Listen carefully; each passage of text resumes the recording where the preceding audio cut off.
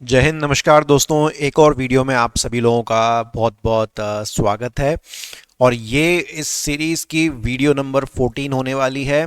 और लगातार हम आपके सामने ऐसे क्वेश्चंस को लेके आ रहे हैं जिनके पूछे जाने की संभावनाएं काफ़ी अधिक हैं। कब? प्रीलिम्स 2024 एमपीपीएससी के एग्जामिनेशन में। लगातार मैं वीडियोस के कमेंट सेक्शन में ये देखता हूँ कि जितने भी एस्पिरेंट्स हैं वो एक बड़ा ही वाजिब सा प्रश्न पूछते हैं कि सर आप ये जो क्वेश्चंस बता रहे हो ये सच में आएंगे ना। मतलब उन एस्पिरेंट्स के मन में, देखो, उनको सीरीज अच्छी लगती है, वो कमेंट में करते हैं कि हाँ हमको बहुत अच्छी सीरीज लग रही है, लेकिन कहीं ना कहीं मन में एक वो चिंता सताती है कि क्या ये क्वेश्चंस एग्जाम में आएंगे। तो लगातार मेरा जवाब दोस्तों वही है कि प्रीवियस ईयर क्वेश्चंस का एनालिसिस करके उस पैटर्न पर और सिलेबस को मद्देनजर रखते हुए जो क्वेश्चंस हमको लगते हैं आएंगे वही हम आपको बताते हैं। ये कोई चमत्कार का खेल तो है नहीं कि मैं एमपीपीएससी से डायरेक्टली पूछ के आता हूं कि भाई बताओ कौन से क्वेश्चन देने वाले हो और वही मैं अपनी यूट्यूब सीरीज पे पढ़ाऊंगा। तो ये यार कॉमन सेंस का क्वेश्चन है और आप सभी भी मैच्योर हो तो ये थोड़ा सा कॉमन सेंस आप भी लगाया करो और इस चीज को आप भी समझने का प्रयास किया करो कि कोई जादू मंत्र नहीं है, कोई कट्टू कट आपको पेपर लीक करके नहीं दे सकता, ये कोई पटवारी का एग्जाम नहीं है, ये एमपीपीएससी है, कॉन्स्टिट्यूशनल पोस्ट है। यहाँ पर कोई घपला घोटाला कुछ नहीं होता है। यहाँ पर पूरा टैलेंट है, मेहनत है और दिमाग है और स्मार्ट वर्क है। तो ये जो कुछ भी आपकी इस सीरीज में आता है ये स्मार्ट वर्क की बदौलत ही आता है।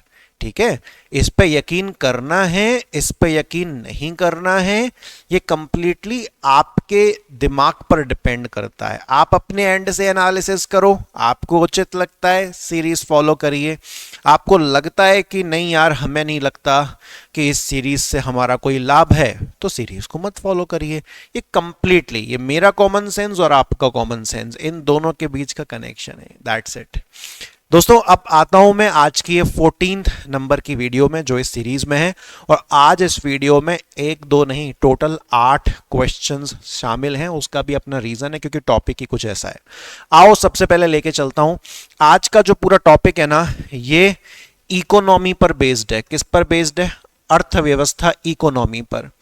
दोस्तों काफी डिमांड थी कि सर इकोनॉमी के क्वेश्चंस बताइए कैसे आते हैं, क्या आते हैं। तो देखो, एमपीपीएससी प्रीलिम्स के अंदर इकोनॉमी को लेके बहुत ज्यादा कोर या कॉन्सेप्चुअल क्वेश्चन नहीं पूछता कि बताओ भाई इस कॉन्सेप्ट का क्या मतलब है, इस कॉन्सेप्ट का क्या मतलब है। सिंपली इकोनॉमी से रिलेटेड जो फैक्ट्स होते हैं, जैसे कि अंतरराष्ट्रीय संगठन है, इंटरनेशनल ऑर्गेनाइजेशंस हैं, उनसे रिलेटेड क्वेश्चंस आ जाते हैं। लेकिन ये है सब कुछ इकोनॉमी से ही रिलेटेड। तो ऐसा ही इकोनॉमी से रिलेटेड मैं आज आपके लिए क्वेश्चन लेके आया हूं। पहले आपको वो दिखा देता हूं और फिर मैं जो बना के लाया हूं वो आपको दिखाऊंगा। ये देखो दोस्तों, 2023 में ये प्रश्न आया था कि जो नेबार्ड है ना, नेबार्ड ये हमारे इकोनॉमी का ही पार्ट है ना। तो नेबार्ड की स्थापना कब हुई थी? क्या वो 15 अगस्त 1947 में हुई, 1 अप्रैल 1951 में, 12 जुलाई 1982 में, या 26 जनवरी 1950 में? तो दोस्तों इसका जो सही विकल्प था वो 12 जुलाई 1982 था। ऐसे क्वेश्चंस को प्रिपेयर कैसे किया जाए? देखिए, जो प्रीलिम्स बूस्टर कोर्स मैं देता हूं ना ऑनलाइन अपने ऐप में, तो उसमें स्पेसिफिकली इकोनॉमी को लेके मैंने सारी इंटरनेशनल ऑर्गेनाइजेशंस की एक पीडीएफ कवर की हुई है। अगर आप में से जो भी स्टूडेंट्स उस कोर्स का पार्ट हैं तो वेल एंड गुड, आप सभी के पास होगा। अगर आप नहीं हैं तो आप आज ही बड़ा छोटा सा 1500 रुपीज़ का वो एक कोर्स है, पूरा पैकेज, उसका पार्ट आप बेशक बन सकते हैं। लेकिन अगर ना भी बनना चाहे तो भी जो सिलेबस में चीज़ें लिखी हैं उन पर आप फोकस करें। तो ये कीवर्ड्स दे रखे थे तो इसीलिए पूछे गए हैं। ठीक है, अब सुनो, आप अगर अपना 2024 का सिलेबस उठा के देखोगे ना, तो 2024 के सिलेबस में जो नया सिलेबस है उसमें जो यूनिट नंबर 6 है इकोनॉमी की, उसमें दोस्तों 3 नाम लिखे हुए हैं। एक G20 लिखा है, एक एशियान नाम लिखा हुआ है और उसके बाद एक लिखा हुआ है सार्क। तो ये 3 नाम बड़े खुल्लम खुल्ला लिखे हुए हैं। तो पूरी संभावनाएं हैं कि ऐसा ही एक प्रश्न इन तीनों से संबंधित आ सकता है। मैं इन तीनों को ही आने वाली वीडियोस में कवर करूंगा। आज पर्टिकुलरली मैं G20 पर फोकस कर रहा हूं और इसी के 8 क्वेश्चंस आपको कराऊंगा, ठीक है। चलिए, क्वेश्चंस कैसे लेवल के होंगे, इसका तो सही आंसर मिल गया था ना, 12 जुलाई 1982। अगर रिपीट हो जाए तो भी याद रखना। क्वेश्चंस किस डिफिकल्टी लेवल के होंगे, नॉर्मल भी होंगे, मॉडरेट भी होंगे और आसान दिखने वाले लेकिन जो अक्सर गलत होते हैं वो भी होंगे। एमपीपीएससी अपने डिफिकल्ट क्वेश्चन के लिए नहीं जाना जाता, एमपीपीएससी अपने ऐसे क्वेश्चन के लिए जाना जाता है जो लगता तो है कि बना लेंगे लेकिन एग्जाम में बनते बिल्कुल बिल्कुल भी नहीं बनते हैं, ठीक है। तो आइए देखते हैं क्या वो प्रश्न है। ये पूछता है कि जैसे नेबार्ड का प्रश्न आया था 12 जुलाई 1982, ऐसा ही प्रश्न है दोस्तों कि G20 कौन से साल में बना था। क्या ये 1999 में, 1995 में, 2000 में या 2001 में। तो देखिए दोस्तों, याद रखेंगे हम, बड़ा इजी है। जो सही उत्तर है वो है इसका 1999। याद रखने की ट्रिक क्या है कि G20 में से एक देश ने हमको क्या दे दिया, G20 में से एक देश ने हमको जो है धोखा दे दिया। तो 20 - 1 करो तो 19 आएगा। तो इस तरीके से आप लोग जो है याद रख सकते हो। 19 आएगा मतलब 9 9 9, ये चीज होनी चाहिए। एक तो 19 होना चाहिए और बाकी सारे 9 9 9 9 होने चाहिए। तो 1999 G20 का याद रखिएगा, इंपॉर्टेंट है। अगले क्वेश्चन पे चलता हूं। अगला क्वेश्चन क्या है, देखो आप सभी जानते हो कि 2023 में जो G20 की मेजबानी थी, G20 को जो होस्ट किया था वो हमारे प्यारे भारत ने किया था, इंडिया ने किया था। प्रश्न ये है कि 2024 में जो G20 की मेजबानी है, G20 की जो होस्टिंग है वो कौन करेगा। क्या वो इंडोनेशिया करेगा, क्या वो फ्रांस करेगा, क्या वो ब्राजील करेगा, क्या वो इंडिया करेगा। देखो, इंडिया तो ऑलरेडी 2023 में कर चुका है और इंडोनेशिया, बाली इंडोनेशिया, ये 2022 में ऑलरेडी कर चुका है। तो दोस्तों ब्राजील करेगा, जी हां, तो Brazil is the right answer. 2024 जो ये साल अभी शुरू होगा 1 अप्रैल से, उसमें मेजबानी कौन करेगा, ब्राजील करेगा। याद रखिएगा 2024 को होस्ट करेगा, ठीक है। अच्छा, आगे और देखते हैं, आगे और कौन सा क्वेश्चन बना है। मुझे थोड़ा जुकाम हो रहा है इसीलिए आवाज ऐसी हो रही है। अच्छा भाई, लोगों को अक्सर ऐसा लगता है कि G20 है तो मतलब इसमें 20 देश होंगे, लेकिन दोस्तों नहीं, इसके G20 के टोटल मेंबर्स 21 हैं। तो वही आपसे प्रश्न है कि G20 का 21वां सदस्य, 21वां मेंबर कौन बना है। क्या वो सिंगापुर है, क्या वो अफ्रीकन यूनियन है, क्या वो यूरोपियन यूनियन है, या फिर वो इटली है, ठीक है। तो इटली G20 का मेंबर तो है लेकिन वो 21वां तो नहीं है। सिंगापुर तो दोस्तों मेंबर ही नहीं है, मेंबर की लिस्ट से ही हटाओ। अफ्रीकन यूनियन, जी हां, जो लेटेस्ट 21वां जो एक मेंबर बना है वो अफ्रीकन यूनियन है, याद रखिएगा। G20 में टोटल 19 देश हैं, 19 कंट्रीज हैं और 2 संघ हैं। 2 क्या है, संघ यानी कि यूनियन, जिसमें से एक है यूरोपियन यूनियन और एक है अफ्रीकन यूनियन। तो 21वें नंबर पे जो लेटेस्ट सबसे ज्यादा जुड़ा है G20 में, तो वो है दोस्तों अफ्रीकन यूनियन, याद रखिएगा। बहुत शानदार क्वेश्चन है। ओके, अगला क्वेश्चन देखते हैं और क्या क्वेश्चन है यहां पर, ठीक है। और देखो, आज की तारीख तक G20 की कितनी समिट यानी कि कितनी बैठक हो चुकी हैं। 12 हो चुकी हैं, 15 हो चुकी हैं, 18 हो चुकी हैं, 21 हो चुकी हैं। अगर आप सोच रहे हो कि 1999 से काउंट करना शुरू करोगे तो एक तरीका वो भी है, लेकिन बीच में 1-2 दफा हुई भी नहीं तो वो भी गड़बड़ हो जाएगा फिर कैलकुलेशन। तो याद रखिएगा दोस्तों, अभी तक लास्ट जब इंडिया ने करी है ना, मैं बिल्कुल अपडेटेड वाला बता रहा हूं, इंडिया 2023 में कर चुका है। उसको मिलाकर अभी तक टोटल 18 बार G20 की बैठकें जो है हो चुकी हैं। इसको याद रखिएगा, बहुत प्यारा क्वेश्चन है। अगला क्वेश्चन देखेंगे। अगला क्वेश्चन भी बड़ा प्यारा है, बहुत शानदार क्वेश्चन है अगला भी। अगला क्वेश्चन क्या कहता है दोस्तों, अगला क्वेश्चन कहता है कि भैया ये बताओ कि G20 का मीनिंग क्या होता है। अब लग रहा है सिंपल, एमपीपीएससी में ज्यादातर एस्पिरेंट्स रायता इसी बात पे फैलाते हैं, अरे इजी है, इजी है, इजी है, इजी है। दिखता इजी है बेटा, एग्जाम में तोते उड़ जाते हैं। तो फोकस के साथ उसको देखिएगा, ठीक है।